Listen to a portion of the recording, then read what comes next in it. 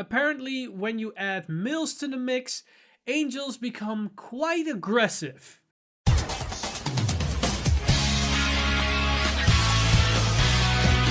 Stand up! Vanguard!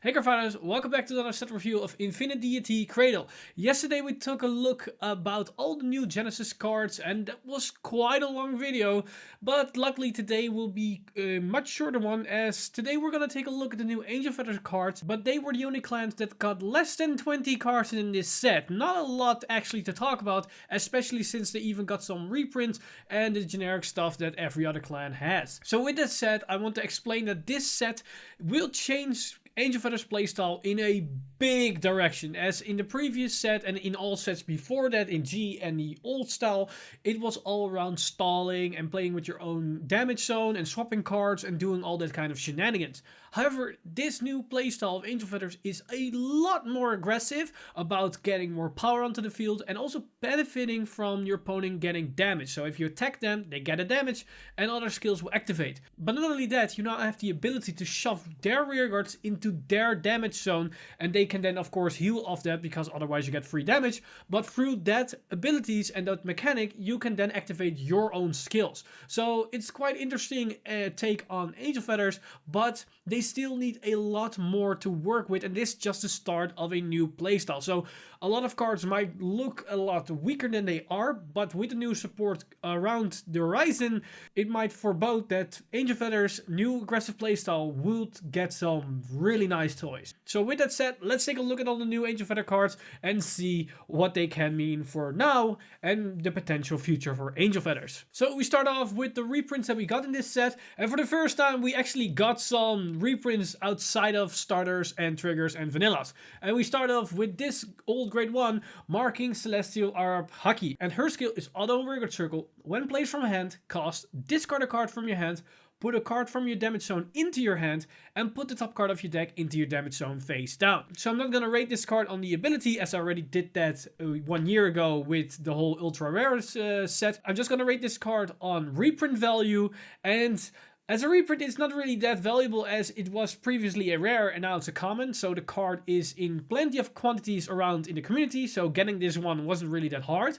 But it's a nice addition for the new builds, as some skills still interact with your damage zone, and getting cards from your damage zone to hand is always a nice thing to have. So for new players, it's nice to have this in the new set. So for reprint, I think it's a 2-star card, as there are still plenty enough left in circulation, but still valuable enough to not give it a 1-star, as it works with the new deck. Then we've got another reprint card, and that is Mobile Hospital Feather Palace. And this grade 3's ability is auto and Vanguard the rearguard circle. When it attacks, cast Soul Blast 2 grade 3s, face down all cards in your damage zone, and until the end of the battle, this unit gets power plus 20k, critical plus 1, and your opponent cannot call Sentinels to Guardian Circle from hand. This has absolutely no reprint value in this set whatsoever. It was a double rare, but still enough in circulation that you can get your hands on this card if you want to.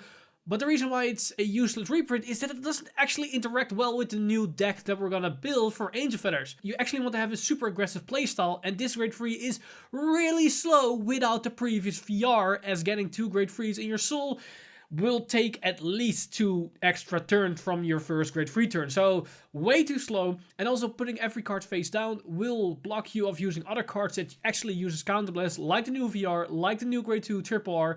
So this doesn't look too well for Angel Feathers in this particular set. So I can only give it a 1-star in reprint value, as it's not really that good. Now with the reprints out of the way, let's take a look at the new cards that we got in the set. And the first one that we're going to talk about, or at least I'm going to showcase, is their third crit, Pinky Denturist. And just like all the extra triggers that we got, I'm going to give it 3 stars, as it just opens up more deck space and deck design, as you can now experiment a little bit more with your playstyle. And it works well with the old previous Angel Feather build, as you want to have as many crits as possible to abuse Mobile Hospital Feather Palace. So yeah, it works with that at least. Then another one of these generic cards is their grade 1 drop PG, and for them it's Prime Plaster. Just like all the other new PGs, I'm gonna give this one 3 stars as it opens up more deck space and deck designing, and it's a lot better than the other generic grade 1 PG that we got in the very first set. Now we're gonna take a look at the new cards, and first off we have this grade 1 Scalpel Angel, and her ability is Continuous Rearguard Circle. If your damage zone has 3 or more cards, this unit gets Intercept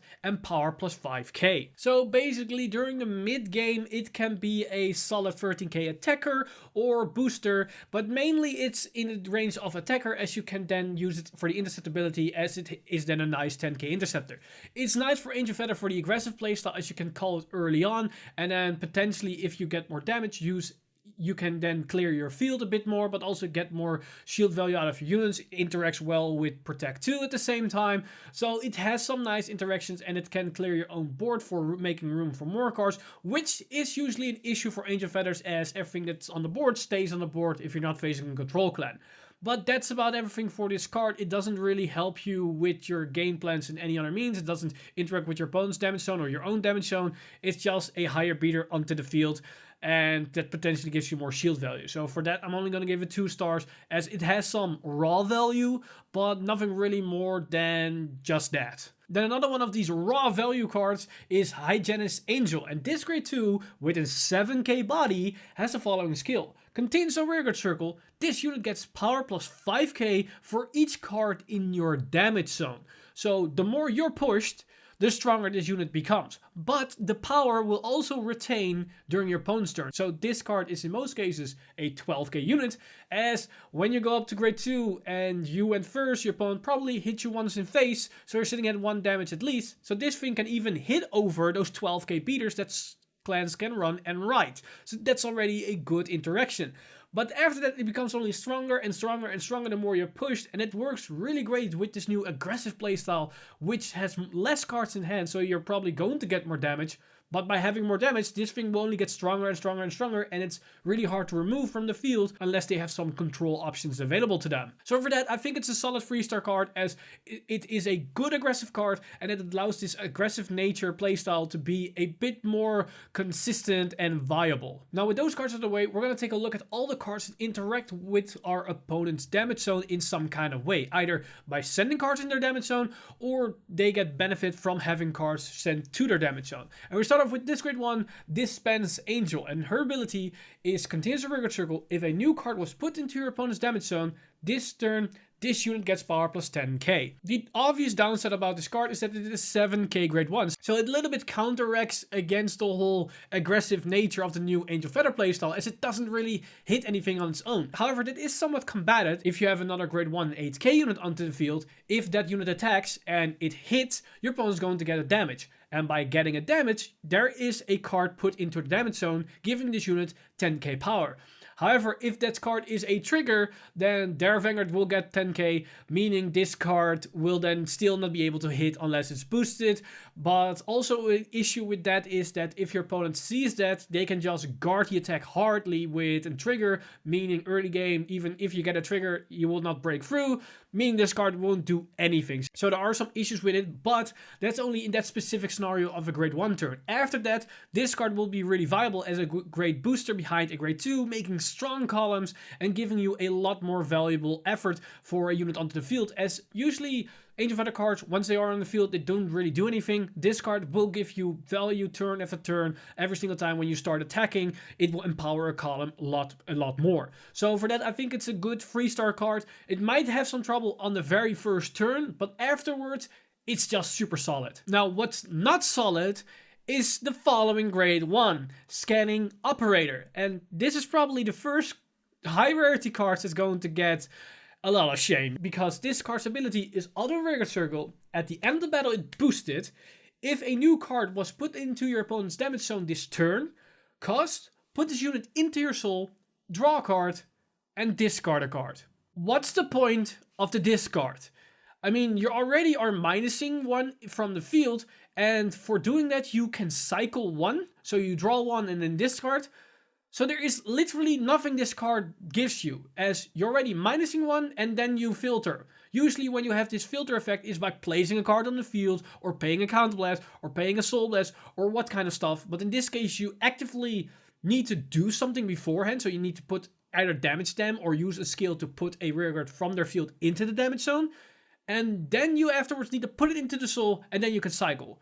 So basically you get a cycle and a soul, but that's for a minus of a unit. There's actually no real value behind this card besides giving yourself a hard time and putting yourself in an awkward position, unless we get Brave style cards for Angel Feathers that benefit from having less cards in hand or something. But ironically, that's going to be the new playstyle for Gear Chronicle, so, and that is in the same set for the new Angel Feather support. So I doubt it. So there is literally nothing for this card. So I can only give it 1 star, as by running this card in your deck, it's most likely that your deck is going to be weaker from it. The only thing I can think of is you're gonna play some type of OTK build where you need specific cards in your hand for a combo, and this card can help you because you dig deeper through your deck. But Angel Feathers isn't like that, so yeah, I don't know what they were thinking when they come up with this card. And from a bad grade 1, we go to a very good grade 1, as we have this grade 1 Healthful Intendant. And her abilities are auto when rode upon, cost, put this card into your damage zone face down, and call a card from a damage zone to the rearguard circle. So what's ideal about this card is no matter what the circumstances is, you're going to get this card back onto the field. So you get a free plus for, you can say, a Soul Blast. So that's already pretty nice. It helps with the aggressive nature as you get more use onto the field. But what's also great about this is that it will only get better from this point onward.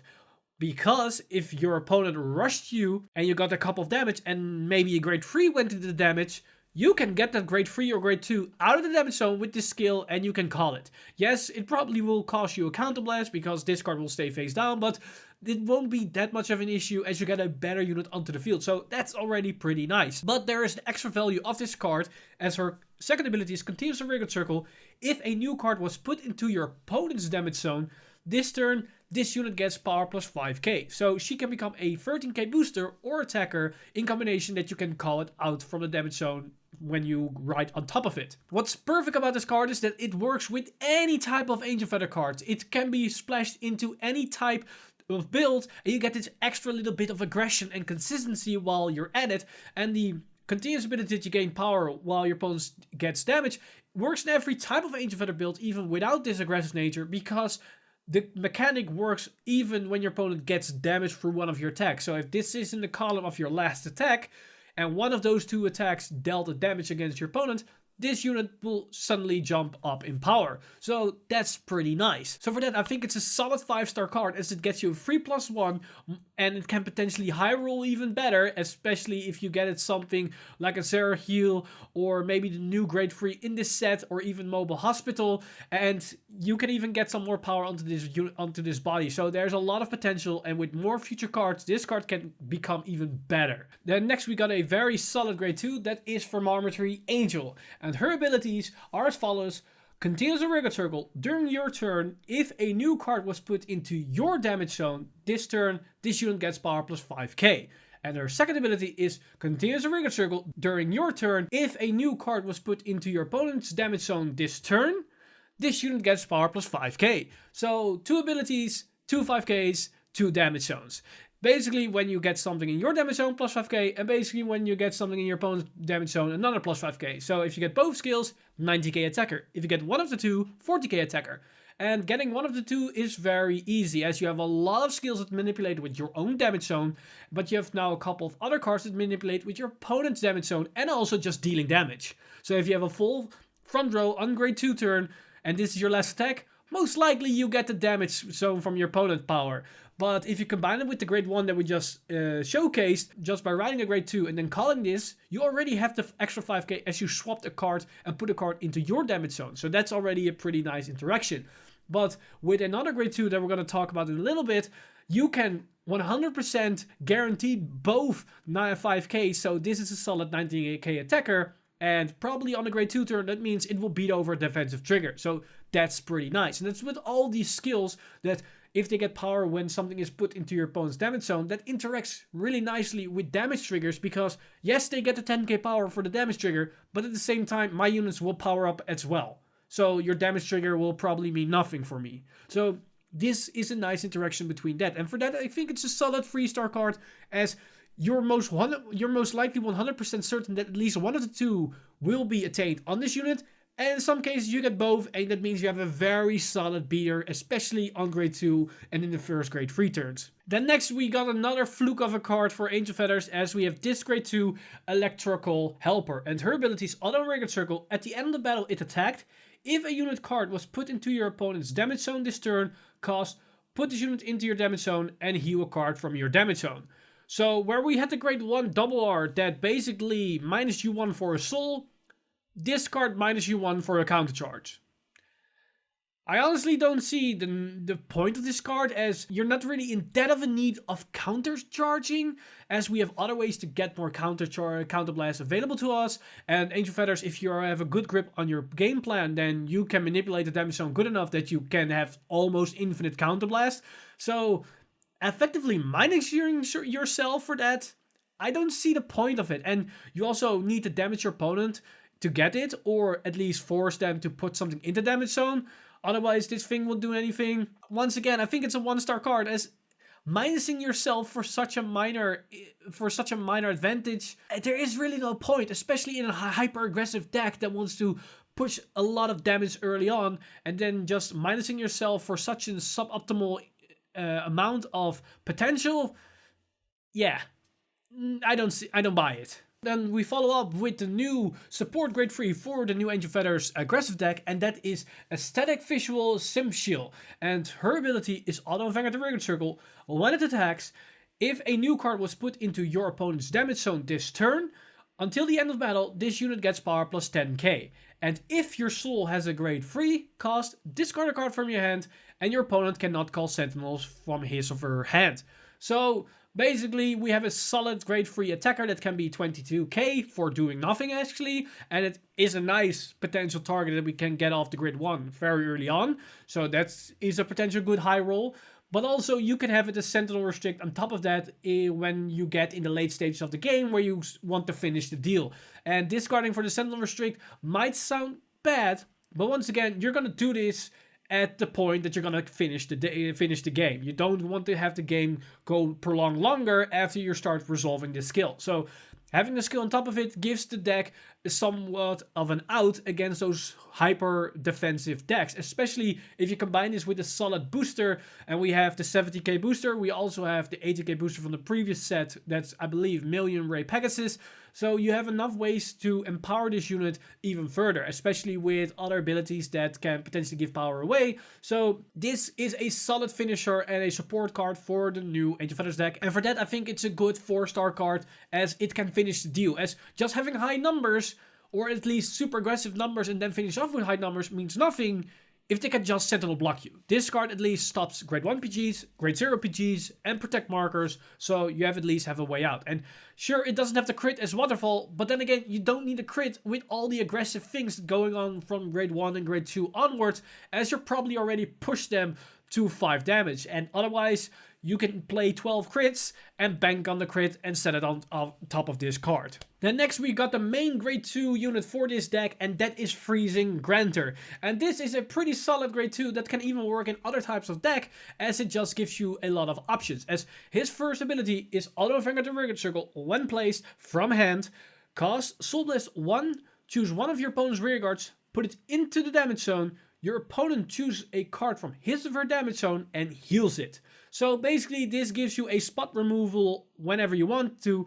However, it gives your opponent a chance to countercharge for free, as when they have a face down damage, you put the rear guard into their damage zone face up and they can heal the face down damage. But in the early game, this wouldn't really be a problem, as most likely in this case, they either have no damage at all, so they cannot heal something else, or they probably didn't have the chance to use a counterblast skill anyways, so all the damage is still face up, so there is no negative side of this skill, at least in the first 2 turns that you can use this ability. But in the case they can benefit from it, you have his second ability, and that's Auto Record Circle. When it attacks, cost Counterblast 1, and this unit gets power plus 5k until the end of the battle for each face-up card in your opponent's damage zone. So the more face-up damage they have, the more power this unit gets. So where you have the grade 2 that gets power from our damage zone, no matter if it's face up or face down, this one gets it from every card that's face up in your opponent's damage zone. So in late games, that could either be a 10k increase, that could maybe be a 15 or 20k increase, as most probably they will at least have one face down, unless you're going to force them to countercharge a lot. But depending if they have a PG or not, they can or cannot take this type of aggressive nature, or at least this beatdown, and it put them into a awkward situation where they need to heal something that they actually don't want to heal. But the fact that this thing can be splashed in any type of deck gives you a lot of room to play with, as having spot removal and something like Angel Feathers is something interesting, as they had no other way to interact with your opponent's field. And this thing is super good in combination with the grade 1, as you can then basically enable all types of skills in your entire deck by just having this thing written on top of the grade 1, as in that turn you manipulate something in your damage zone and you manipulate something in your opponent's damage zone. So all your skills of all your units in your entire deck are alive at that point. There is a lot of interactions possible with these cards, and this is a solid 4-star card in my book, as it just gives Angel Feathers a lot more things to do than just stalling and putting units onto the board. Now we get to the final card of Angel Feathers and their new boss monster, their new VR, and that is Cosmo Healer Ergodiel. And her skills are Auto and Vanguard Circle. When placed, cost Counterblast 1, choose up to 2 from all rear guards, and put them into the damage zone. If one or more cards were put, this unit gets critical +1 until the end of the turn. You and your opponent heal cards from their damage zone equal to the number of cards put into their damage zone with this effect.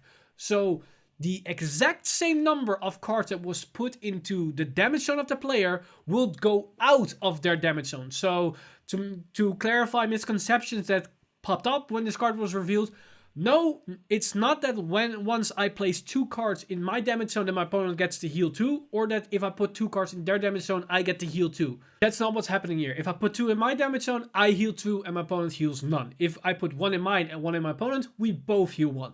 So the exact same number goes in, will also go out. So basically this card gives us a lot of manipulation onto the board. We can shove cards from our side of the field into the damage zone to give us more counter charging, or we can shove cards into their damage zone to enable cards from our side of the field to activate. And by putting one of each player into the damage zone, I can potentially activate all my abilities as I manipulate both players' damage zone with one skill. And the extra crit is a nice addition to on top of it. The only negative side effect of this skill is that it's an on-place effect, so you are forced to keep rewriting. But the fact that I can put multiple cards from my opponent's side in the damage zone gives me more control option about their aggro plays and their tempo. So I can mitigate the fact that I'm less defensive with this type of skill. But another thing about this effect is that is quite overlooked is Angel Feathers has a lot of skills that are activated when placing from hand. By the fact that I can put my rearguards into the damage zone, I can then forcefully get them back into my hand with something like the new reprinted grade 1 Arabhaki, so I can then reuse those on-place effects. So there are ways that you can interact with your cards more effectively and activate their skills multiple times in situations where you actually shouldn't be able to activate them. And that's basically where the value lies in this card, that you can manipulate your effects on a whole nother level that wasn't really possible in Angel Feathers. But that's not everything, as we have the second ability, that's Auto Vanguard Circle. When it attacks, this unit gets power plus 5k until the end of the battle for each face-up card in your opponent's damage zone. So just like the grade 2 that we just talked about, this one gives a negative incentive against your opponent for healing face-down damage to give themselves counters as you get more power. The only major gripe that I have with this card is that it's not really a great solid finisher or a support card for the whole aggressive nature, as you give your opponent probably a lot of value by giving them 2 counterblast, and just having the increase of 10k power isn't really that significant. If they made it that it was plus 10k, then there was something to talk about, as that will give your opponent a lot to think about if they don't have a PG in hand, especially with the extra crit. And the fact that we need to keep rewriting isn't also very ideal. And yes, I can manipulate both players' decks, but then again, by sending my own units into the damage zone, I effectively nagging myself. And that's not what you want to do, especially not with your main VR of a deck. So there are major flaws about this card, but there is still potential in this card, as you can do some crazy interactions, but it's not perfect and there are some issues surrounded. So for that, I can only give it a 3-star rating, as it's nowhere near what most boss monster VRs that we had in previous sets and other cards that are definitely 5 stars. In some cases even were 6 stars. But this isn't a terrible outright useless card also, as you can do some crazy shenanigans. It enables the deck to function in some regards, and it can cheese out wins. So it is still a card that is needed for the current playstyle. We have to wait and see for the new support if this card will be replaced outright, or this will just be played alongside the new VR or the new support cards that we're going to get in that set. And with that, we covered basically everything for Angel Feathers. As I stated at the beginning of the video, there weren't really a lot of cards introduced in this set, but at least the major bulk of the cards were all focused around the new playstyle, unlike other sets where we have a lot of generic stuff and then a small batch of a new archetype. This time, almost all cards were around this new deck. And it's very interesting to see that we can now interact with our opponent's damage zone, and the way that we can send the rearguards into the damage zone and then activate powerful skills on our side. So I'm very curious of how they're going to take this approach and then try to improve on it when we get the new support set beginning of next year. So yeah, I'm very curious what you guys think of this new Angel Feather set. I know it's very highly controversial in the Angel Feather player base, as it's not really what a lot of people had hoped it to be. But then again, a lot of people have been asking for a more aggressive playstyle for Angel Feathers, and now we finally get it. But just like every other new deck, it will take time before it's actually viable, as it's just the first set and it somewhat contradicts with the previous support. So, and it's not as powerful as other clans that get support that's stacking on top of the previous support, that's stacking on top of that support. So there is less of that potential power creep. But that's about everything for today. As always, I want to thank my supporters over at Patreon for making this video and everything's happening on the channel possible. You guys are amazing. If you do want to support the channel, then head over to patreon.com/VanguardInsider and become a Patreon today. But with that said, I'm Mr. Time Leap, and I see you guys in the next one.